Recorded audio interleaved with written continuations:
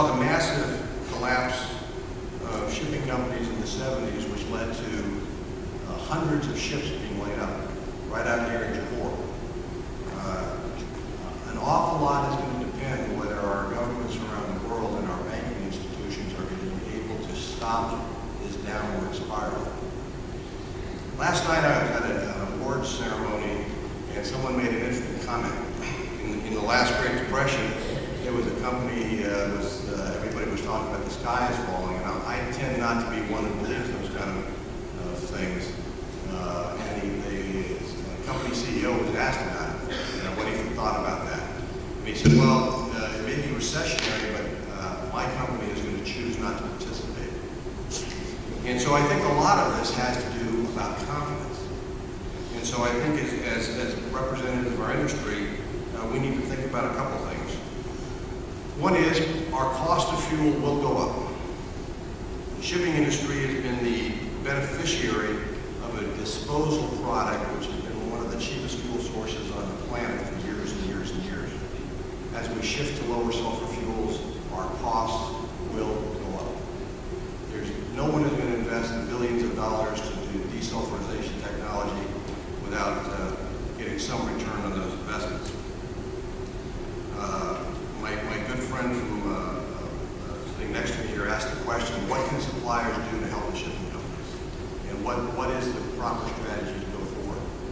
I think now more than ever before, it's time for the shipping companies and the suppliers to begin to partner around this dilemma. What we're talking about is something that's going to require us to change the fundamental infrastructure of our industry. We have been basically, as a disposal business, in the low end of the platform, we're talking about now having to segregate lower sulfur fuels, low sulfur heavy fuels, distillate products. That's going to require us to change the delivery, storage, and handling infrastructure of our industry.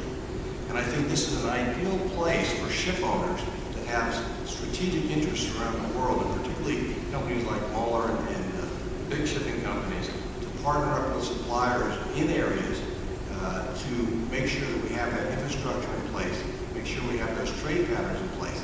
This is a global problem. We are going to have to be shipping fuel oil, cutter stocks, blend stocks, low sulfur stuff from all parts of the world to other parts of the world. So this is a daunting time. And what I would encourage is now more than ever, the dialogue between the shipping companies and the fuel suppliers needs to escalate. We really need to get together, and whether it be in industry forums or whatever, to partner on this, to make this go. The final thing I'd say is compliance on this is going to be incredibly difficult. If you think about every place where we've ever instituted regulatory fuel specification requirements, whether it be gasoline, lead removals in the last 25 years, or different sulfur restrictions, there has been fraud, there's been theft, there's been cheating, and ships at sea are going to be incredibly difficult to monitor and catch.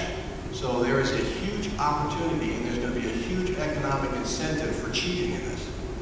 And I think, once again, I think the shipping companies, the suppliers, and the port state governments need to really partner together to figure out how we tackle that to make sure we get full compliance.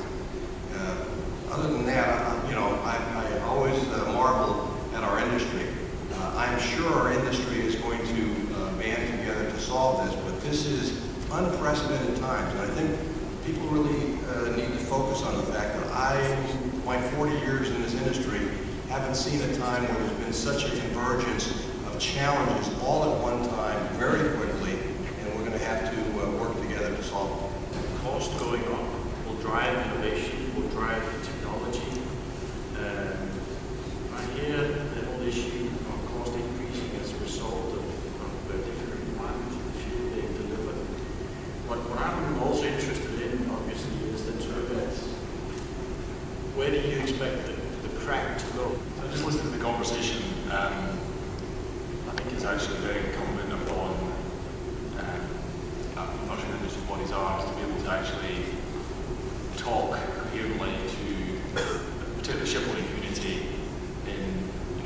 try and put things into logical blocks to think through. Otherwise, it becomes, the conversation always becomes, unstructured. So somehow you've got to actually have a conversation around the issues today in the short term. They are real and they have to be addressed with. You can have a conversation around what's driving crude price and where do we think that's going, because I'm sure every planning department, be it an oil company or a shipping company, has to form that view. And then you have to have a conversation around where's our end fuel going in terms of fuel oil cracks, distillate cracks, and scrubbing technology. I think as a forum going forward, if we keep ourselves structured and having 3 structured conversations, we'll probably get a lot further. I think a similar sort of methodology begins to introduce itself when you think about capital investment and things like onboard technology. Because if you can't with any precision make these kinds of predictive or with any accuracy or confidence make predictions about what these crack spreads are going to be, then you ultimately back into the situation where you have to say, if nowhere in the world is there a way that I can predict this with any confidence, I better take control of my own destiny, and at least if I make these expenditures, I'll know what my cost is going to be on some more durable basis. Now this is something that is, I think, new to the shipping world, and as Graeme says, to some extent, it's like the Wizard of Oz. Dorothy is wearing the ruby slippers. You click your heels, you can go home whenever you want. I think it's a little bit of the challenge, but this is a change in mindset, right? It's a change in mindset, and again, you're shifting from a paradigm in which fuel was a disposal product, as Mike said. It was something that was sort of a bitter necessity of being in the shipping industry. You had to burn the stuff. Your core competence is really moving the goods. You just had to get this stuff as reliably as possible.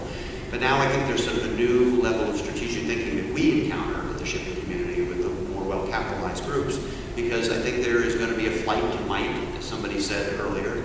It's going to be about who's got the capital and the strength to make long-term decisions. I think groups like Mueller have already looked at things like physical assets, their own ability to manage storage, their own ability to create surety of supply. This is strategic thinking at a level that I think was not very evident going back a few years ago. I'd add one more thing. If there's ever a time to get involved, it's now. The regulatory agencies are setting these standards and they're setting these dates. And I think everybody's in favor of improving the emissions footprint of our industry. But I think we tend to get sidetracked on some of these conversations where we get tunnel vision onto, in this case, we're talking about sulfur cap restrictions on fuels. I think we really have to focus on emissions.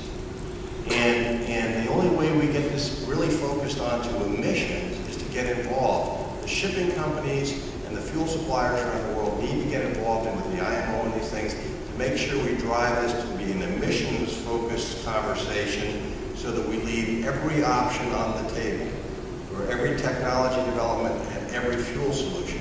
If we allow this to be driven purely to a fuel specifications question, you're going to take more than 50% of the options off the table.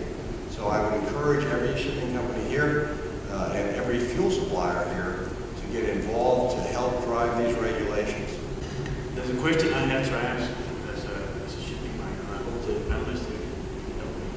That is, that given the outlook we have, and given that prices go where prices go, depending on supply and demand and whatnot, what does a bunker supplier do in the future to differentiate itself? How do you position yourself in a manner that makes you a little sharper than the next one who also sells potentially the same product at the same price? I think first of all it starts with your customer and understanding what your customer is looking for and what they value. And I think, certainly in our case, historically going forward, our whole value proposition is really based on being a very reliable supplier of quality products and doing the job that we do extremely well and making sure that's day in and day out.